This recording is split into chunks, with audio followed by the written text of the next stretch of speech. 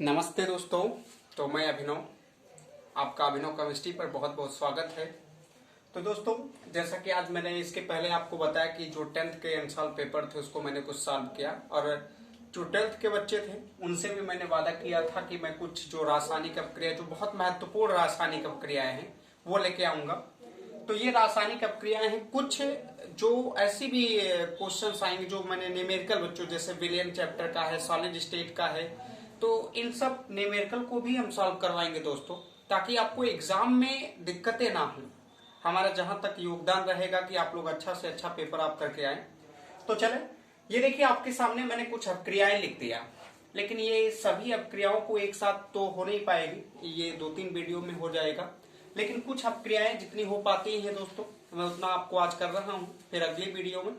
लेकिन ये 12th यानी 12 ठो अपक्रियाएं लिखी गई। और भी अपक्रियाएं हैं जो कि आपको हम कराएंगे, लेकिन आज देखते हैं जहां तक हो पाएगा, फिर इसके बाद नेक्स्ट वीडियो में भी आप देख लीजिएगा, इसके बाद की अपक्रियाएं होंगी। तो चले देरी ना करते हुए दोस्तों शुरू करते हैं। यहाँ पहली अपक्रियाओं से शुरू किया जाएगा। पहली से देखिए, बहुत आसान सी अपक्रिया एक लिखी गई है। इसमें आसान सी अपक्रियाओं में नाम है बुटर्स अपक्रिया। दोस्तों बहुत आसान अपक्रिया है। बुटर्स अपक्रिया में आपको करना कुछ है नहीं।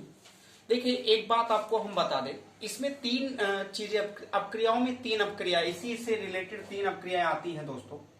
जैसे एक अपक्रिया अगर आप देखोगे तो मैंने लिखा बुटर्स अपक्रिया है, ये आप देख ही रहे हैं, बुटर्स है। इसके बाद इसी में एक और जुड़ के आएगी, बुटर्स फिटिंग अपक्रिया आएगी, बुटर्स फिटिंग होगी।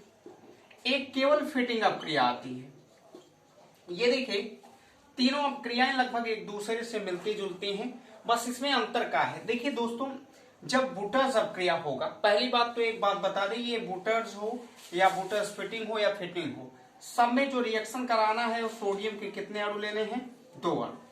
सोडियम के 2 अणु को लेके अगर हम सोडियम से रिएक्शन करवाते हैं, एल्किल हैलाइड होगा, एरिल हैलाइड होगा।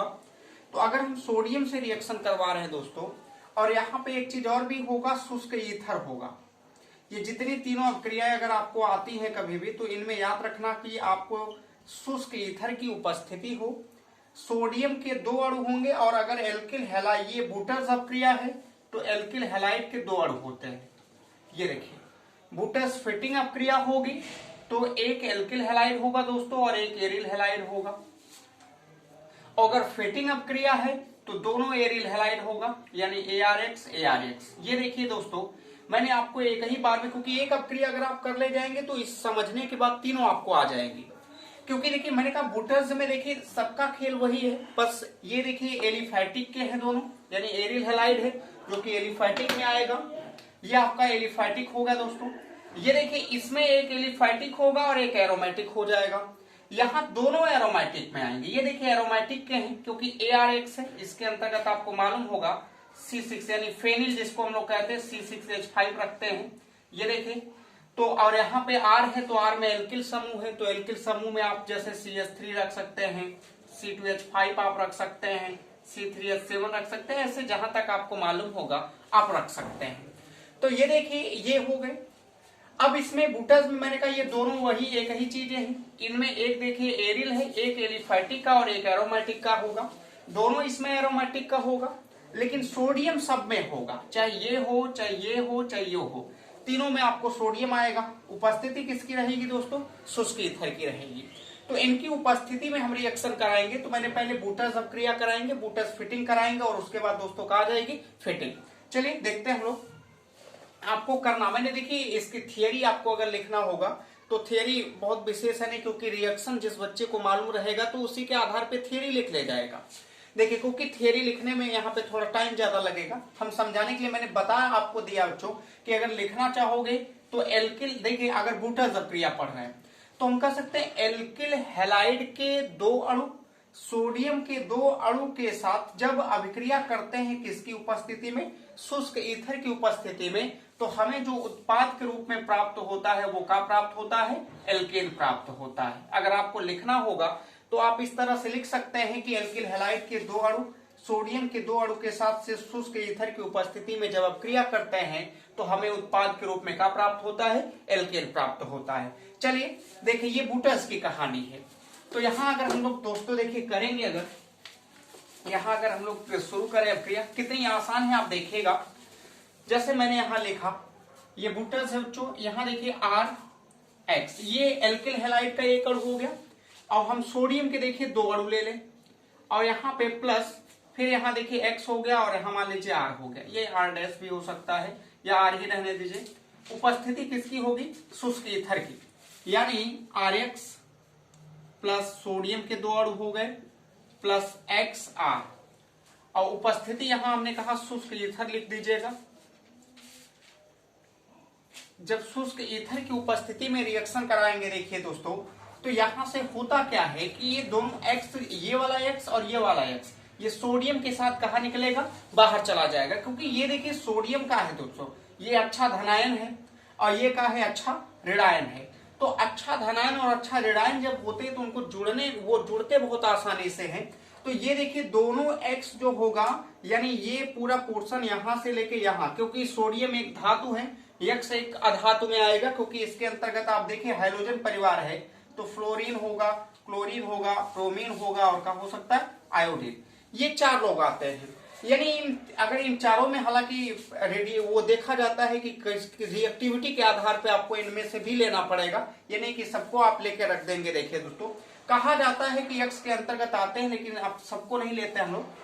तो देखिए यहां पे अगर हम बात करें, आप I ले सकते हो, Cl ले सकते हो, Br भी ले सकते हो, लेकिन F थोड़ा सा उसकी रेडियस बहुत छोटी होती है, त्रिज्या बहुत छोटी होती है, तो इसलिए उसे नहीं लिया जाता यहाँ पे। लेकिन यहाँ पे देखिए मैंने कहा ना कि सोडियम धातु अधातुओं के साथ निकलेगा और ये बनाएगा दोस्तों देखिए 2Na(X), क्योंकि ये इसके साथ इसी टाइप का फार्मूला बनाएगा, क्योंकि सोडियम के ऊपर 1 होता है, प्लस होता है, तो X के ऊपर क्या होता है, माइनस। ये जुड़ेंगे तो ये किस टाइप का फार्मूला होगा, Na(X) का। निकल गए दोस्तों। अब निकलने के बाद देखिए ये जो R होगा वो इस R के साथ, क्योंकि ये पोर्शन निकलने के बाद बीच में ये दोनों आपस में आके क्या हो जाएंगे, जुड़ेंगे। R सिंगल बॉन्ड का हो जाता है R, और कभी भी R सिंगल बॉन्ड R देखे तो इसको पढ़ा कहा जाता है दोस्तों, एल्केन पढ़ते हैं। ये देखिए एल्केन हो गया। तो ये तो फार्मूला आपका बन गया। देखिए फार्मूले में अगर आप रखना चाहें, कंपाउंडों को रखना चाहें, यौगिकों को, तो जहां R मैं लिख भी दे रहा हूं, जहां R आप देख सकते हो एल्किल समूह है, एल्किल समूह के अंतर्गत आप बहुत सारी चीजें रख सकते हैं, CH3 है, C2H5 है, C3H7 है, ऐसे डाटा आप लिख सकते हो। देखिए अगर हम यहाँ पे रखता हूं, देखिए R की जगह पे CH3 रखूं, इस R की जगह पे अगर आप CH3 रखते हो, मान लीजिए X के जगह पे हमने Cl रख दिया, प्लस 2Na हो गया, और यहाँ भी आपको दोस्तों मैंने Cl रखा और यहाँ इस R के जगह पे भी मैंने CH3 रख दिया। रिएक्शन करवाओगे अगर यही शुष्क ईथर ही रहेगा अगर, तो यहां से ये देखिए फार्मूला ऊपर बना हुआ है दोस्तों, यानी यहां पे आपको 2NaCl कहां निकल जाएगा, बाहर। अब ये वाला CH3 इस वाले CH3 के साथ का हो जाएगा, जुड़ेगा, तो यहाँ पे CH3 सिंगल बॉन्ड और ये का हो जाएगा CH3, जिसका नाम का है दोस्तों एथेन है। ये बन गया आपको। देखिए अगर आप R के जगह पे मान लीजिए C2H5 रखना चाहते हैं, यहां R के जगह पे अगर C2H5 रखना चाहते हैं, ये देखिए C2H5, यहां मान लीजिए मैंने ये देखिए C2H5Cl लिया, प्लस 2Na हो गया, प्लस यहां भी देखिए Cl और यहां भी मैंने C2H5 ले लिया, फिर वही उत्प्रेरक रहेगा शुष्क ईथर, यहां से भी ये देखिए ये पूरा निकल जाएगा कहां दोस्तों, बाहर। फिर 2NaCl कहां चला जाएगा, बाहर। 2NaCl बाहर जाएगा तो ये वाला भाग इसके साथ जुड़ जाएगा, जुड़ेगा तो C2H5 और सिंगल बॉन्ड यहाँ कहा आ जाएगा C2H5। ये आपको देखिए ये क्या हो गया, इसका अगर नाम एथेन है, इसमें टोटल कार्बन 4 हैं, ये इसका मतलब क्या बना दिया, ब्यूटेन। ये हो गया देखिए अपक्रिया। इस तरह से हमको एल्केन प्राप्त होता चला जाएगा, किस अपक्रिया से, बूटस से। लेकिन इसमें नोट एक चीज लिखनी रहती है दोस्तों, नोट में ये होता है कि लिख सकता है इस विधि से मेथेन, इस विधि से मेथेन यानी CH4 नहीं बनता। ये देखिए आपको ये भी याद रखना होगा कि यहाँ पे हम लोग एल्केन ही बना रहे हैं, लेकिन एल्केन का ही सदस्य मेथेन है, लेकिन यहाँ पे मेथेन बनेगा नहीं, क्योंकि यहाँ R सिंगल बॉन्ड R है बच्चों, इसको हम 2R तो लिख नहीं सकते। जब 2R आप नहीं लिख सकते हैं तो इसका मतलब, क्योंकि अगर 2R लिख भी अगर देते हैं तो R के जगह पे CH3 आ जाएगा, आपको यौगिक का हो जाएगा गलत, वो CH3 पढ़ा जाएगा, और जो कि ये एल्केन का नहीं बल्कि किसका हो जाएगा, एल्किल समूह का। तो इसका मतलब है कि अगर एल्केन है तो इनके बीच में R सिंगल बॉन्ड R रहेगा। तो अगर R के जगह पे CH3 रख रहे हैं तो इस टाइप का बनेगा, एथिल पढ़ोगे। R के जगह पे C2H5 रखते हैं तो इस टाइप का बनेगा, जिसको ब्यूटेन। तो इस दौरान मेथेन कहीं बनता नहीं, और यानी इससे आप बना ही नहीं सकते हैं, बुटर जबक्रिया से मेथेन गैस नहीं बनती है। तो इसलिए हमने नोट में लिख दिया कि आप जानते रहिए कि अगर कोई पूछ लिया कि बताइए मेथेन बनाया जा सकता है बुटर जबक्रिया से, तो नहीं दोस्तों। इसी प्रकार फ्रैंकलाइन विधि आती, वो भी हम आपको बता दें। देखिए, हालांकि वो मैंने लिखा नहीं था, लेकिन आपको हम बता दें कि अगर जैसे ये बुटर जबक्रिया आपने किया, सेम प्रोसेस है कि अगर ये तो बुटर जबक्रिया के लिए है, अगर यह दोस्तों फ्रैंकलाइन विधि होती, ये देखिए फ्रैंकलाइन विधि, फ्रैंकलाइन अपक्रिया की अगर हम बात करते तो इसमें फ्रैंकलाइन में और बुटर्स में केवल एक चीज का अंतर है दोस्तों।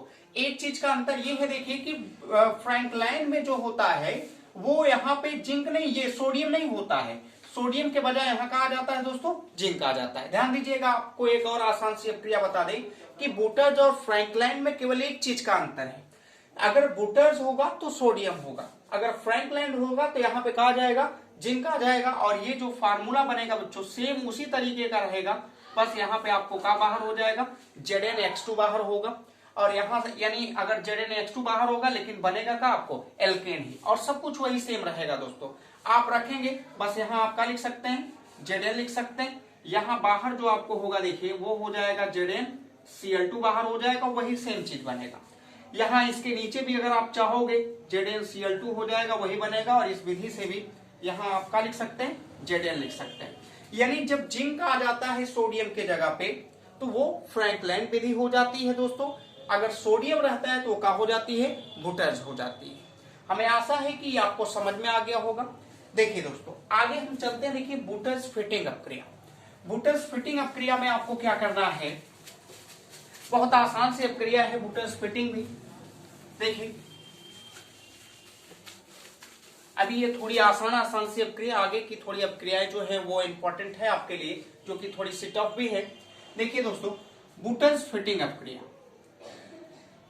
बुटर्स फिटिंग अभिक्रिया, ये भी बहुत आसान है दोस्तों, मैंने पहले ही समझा दिया था। हालांकि इस अपक्रिया में आपको करना क्या है, मैंने कहा यहाँ जब तक बुटर्स है, ये मैंने कहा दोनों एल्किल हैलाइड के कंपाउंड थे, ये देखिए RX था, जब दोनों बुटर्स खाली बुटर्स था, अब बुटर्स के साथ क्या जुड़ गया, फिटिंग।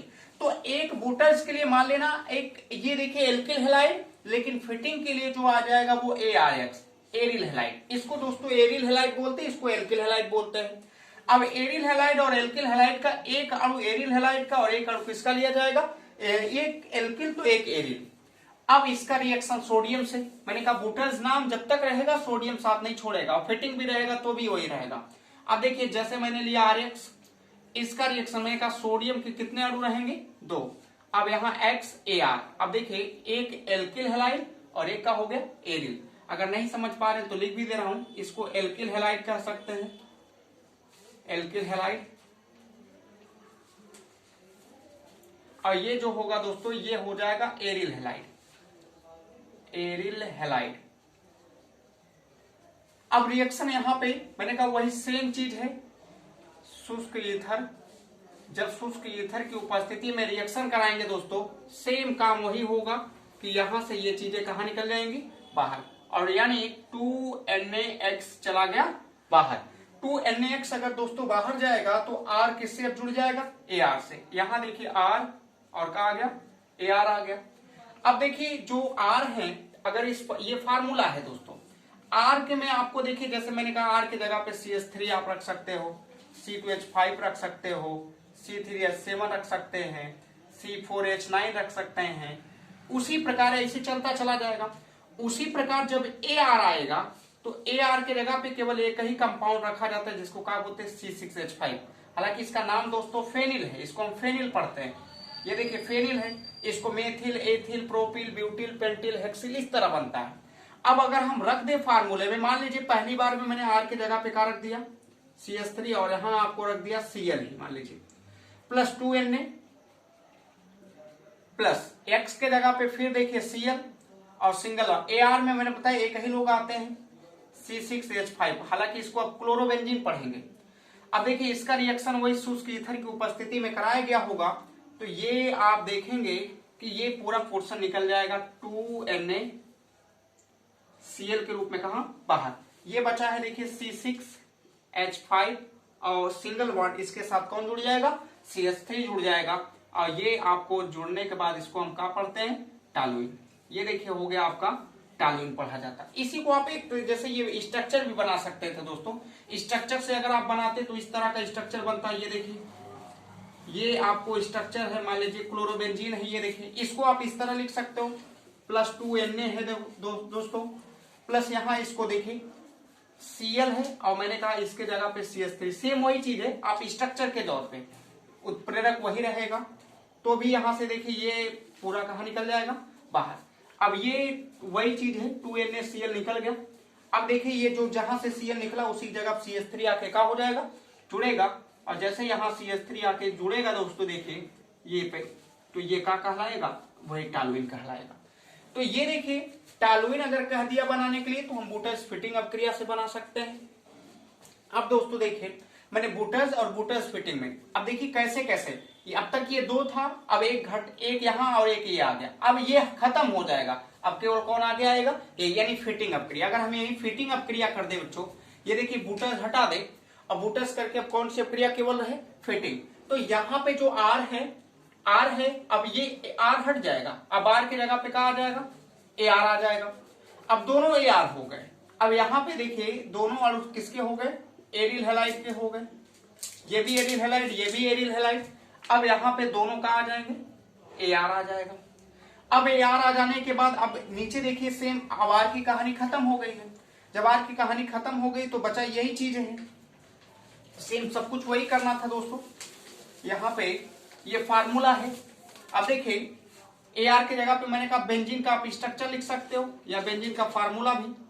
ये देखिए यहाँ X के जगह पे Cl मान लिया गया प्लस 2Na है, प्लस यहाँ भी अब ARX हो गया है, तो स्ट्रक्चर बनाएंगे, देखिए स्ट्रक्चर बनाएंगे, यहाँ भी Cl, ये पूरा पोर्शन आपको देखिए कहाँ निकल जाएगा बाहर, उपस्थिति वही रहेगी, तो 2NaCl निकल गया बाहर। ये वाला ये इससे जुड़ जाएगा, जुड़ने के बाद दोस्तों ये देखिए आपको ये यहाँ पे ये इस तरह हो जाएगा। इसको अगर हम लोग पढ़े दोस्तों तो ये हो जाएगा डाइफेनिल, इसको पढ़ा जा सकता है डाइफेनिल। तो जब फिटिंग अपक्रिया है तो डाइफेनिल हमने बना दिया, बुटर्स फिटिंग था तो टॉलुइन बना दिया, और अगर खाली बुटर्स था या फ्रैंकलाइन था तो हमने क्या बना दिया दोस्तों एल्केन। यानी ये तीनों अपक्रियाएं एक दूसरे से रिलेटेड थी, जिसको करने में हमें लगता नहीं कि किसी भी बच्चों को क्या होगी दिक्कत होगी। तो चलिए दोस्तों आज के लिए बस इतना ही, अगले टॉपिक में आपको हम और 4-5 अपक्रियाएं एक साथ लेके आएंगे, तो तब तक के लिए धन्यवाद दोस्तों।